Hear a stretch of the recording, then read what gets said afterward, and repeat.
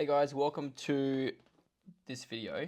Today I'm going to run you through how to read a basic scan that you've done at the studio and then how to incorporate that data into MyFitnessPal so you can go on to the next step and start tracking how many calories you're eating and how to keep track of what you should be eating just so it all links up together, okay? So the first step is we want to find the actual information. So we want to know where to access that. So once you log into the app and you've clicked on that big button that says scans, so back to the home, you're going to click on this one that says scans. You're going to be able to go through all of your scans, right? And then from there, you're going to, the one that you want to look at, which is the most recent one, you'll tap where it says view result sheet, and it's going to come up with a whole heap of stuff. So it's going to come up with this. Now you'll see here that there are a couple of well, there's actually a lot of information on here, but there are a few things that we really want to dive into and have a look at. So the main ones that I want you guys to be aware of are these two here. Okay, this is going to give you a really big indicator of where your calories should be sitting. Yes, there is a recommendation, but sometimes we put the wrong goal in and it changes up the recommendation. So this is why I want to run you through this. Your BMR, this top one, number 14, that is how many calories your body burns at rest just to stay alive.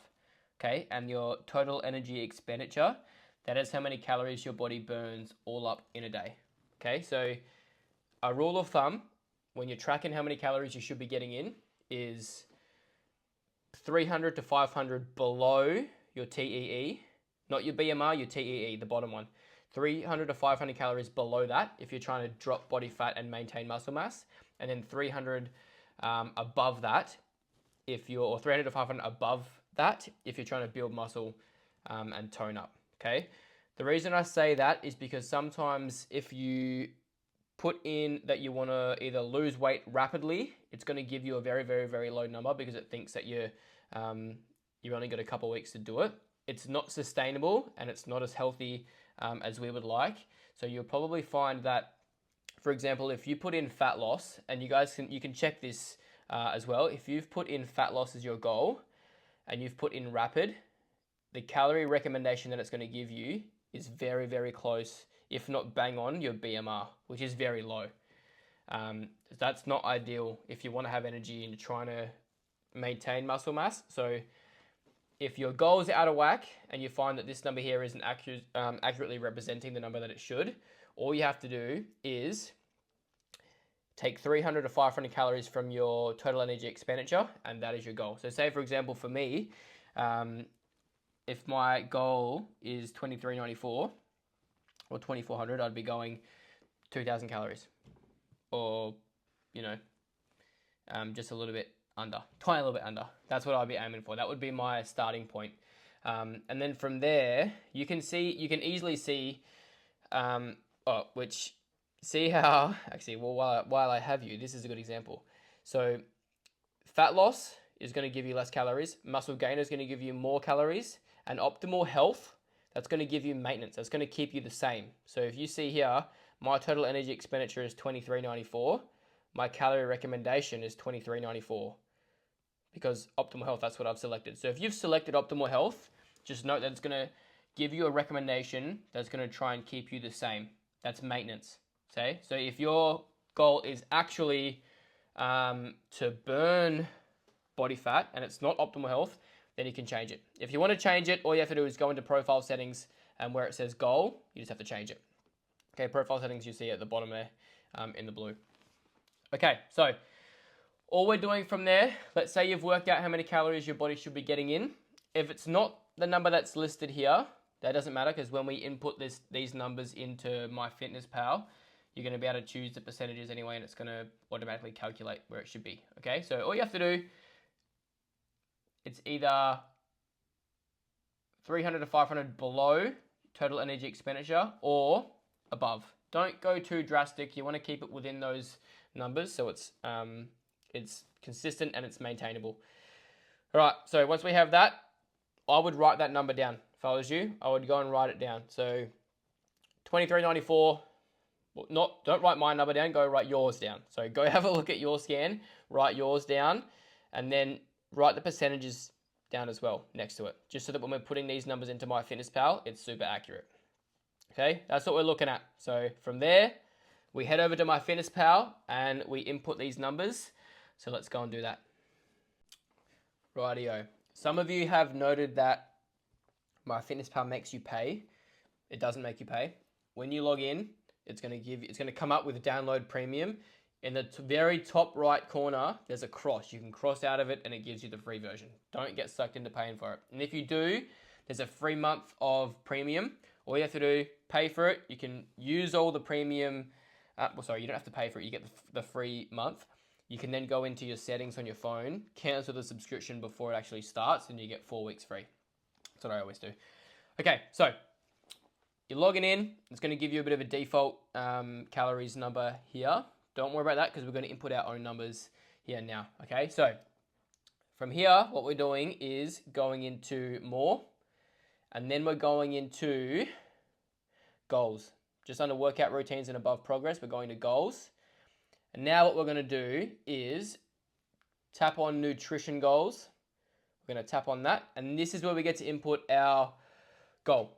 Okay, so if we're basing mine, now I'm going to put in fat loss for mine. I don't want to have it as optimal health. I don't want to stay the same. I want to lose body fat. So I'm going to go 400 calories less than my 2400. So I'm going to go to, 2000, right? Easy 2000, that's my goal. Now, from there, it's going to automatically calculate where my carbs, proteins, and fats should be. And this is where you can change that if you need to, and you want to do it based on what your body scan says. So if you look at what your body scan says next to the macro numbers, the protein, carbs, and fats, it'll have a percentage there. If you want to, you can go and change that. From there, so for example, my one, carbs was set at 45%, protein was 30%, and fat was 25%. And you'll see that the bottom equals 100, and then if I press OK, you'll see it'll change things up a little bit. So protein, carbs, fats, that's where it should be, based on what my body scan says. But you can always change it if you need to. Okay, so we click back, and then dashboard, and you'll see that my calories are now updated. And all we have to do now is input our food. Okay, so all we're doing, think of it as like this massive database. So say, for example, whatever food you have a bit of chicken, you have a bit of something, whatever you have, you search for it, find out what you have. You can see mine are in here. So say, for example, I've had 30 grams of mixed nuts, or I've had a mango passion fruit YoPro.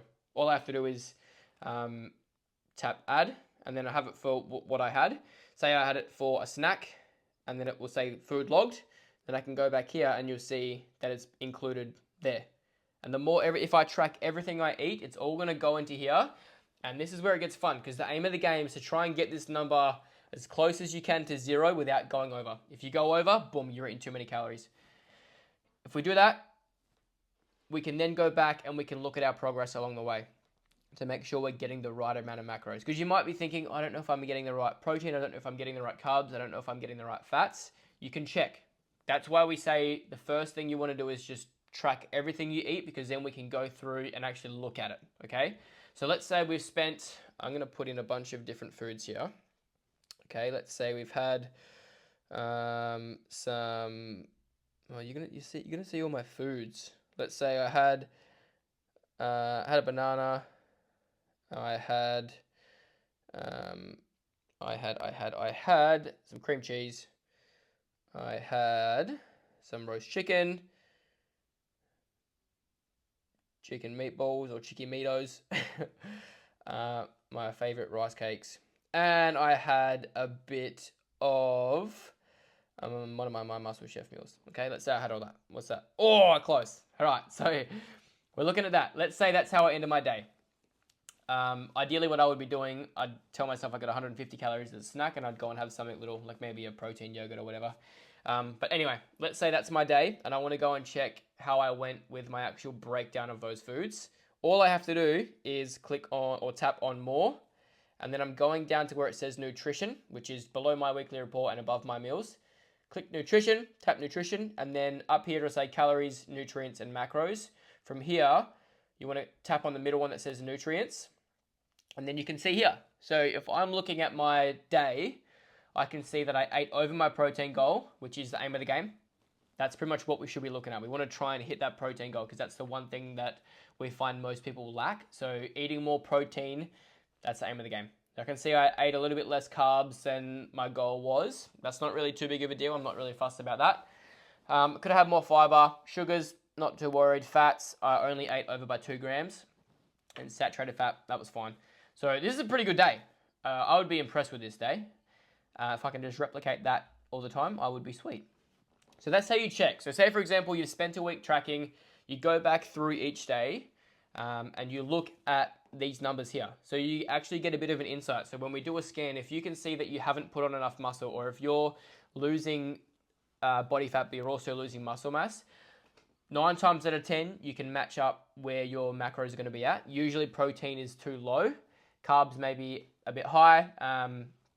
And that's when we want to just change a few things around. But this gives us that data so that we can actually go in and check, change, tweak a few things. But this way you can track all your foods. So back to the dashboard. The way to track, you literally are just scanning barcodes. So you can either search for your food on here, search for what you have, or you can go into barcode and scan a barcode. And from that, it'll automatically memorize the food and it will log it. And then you just have to choose how much of that food item that you've had. And that's how you do it. So that's how you check a scan. That's how you link it with MyFitnessPal. And that's how we track. So the more we do that, the more we're aware of it, the better. So let's get it.